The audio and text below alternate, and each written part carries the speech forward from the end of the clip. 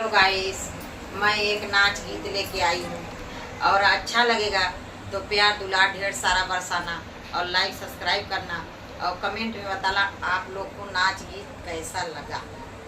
ये नाच है, शादी ब्याह में सब लोग गा के नाचते हैं।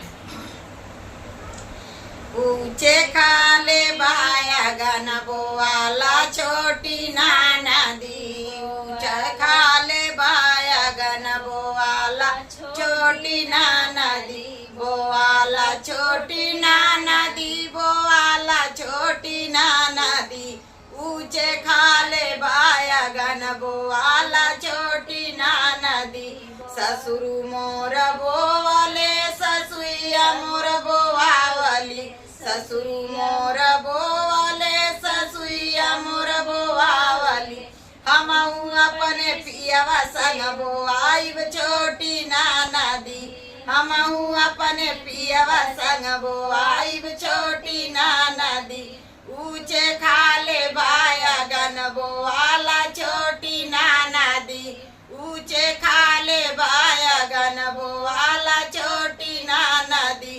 जेठ मोर बोवले जेठानी मोर बोवावली, जेठ मोर बोवले जेठानी मोर बोवावली, हमहू अपने पियवा संग बोआइब छोटी नाना दी, हमहू अपने पियवा संग बोआइब छोटी नाना दी।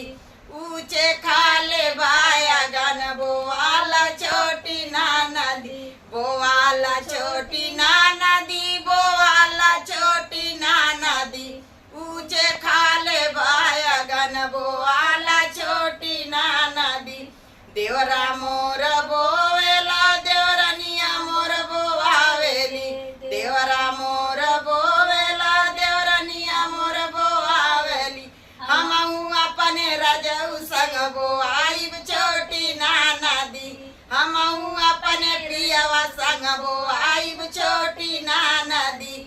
ऊंचे खाले बाया गन बोवाला छोटी नाना दी, ऊंचे खाले बाया गन बोवाला छोटी नाना दी, बोवाला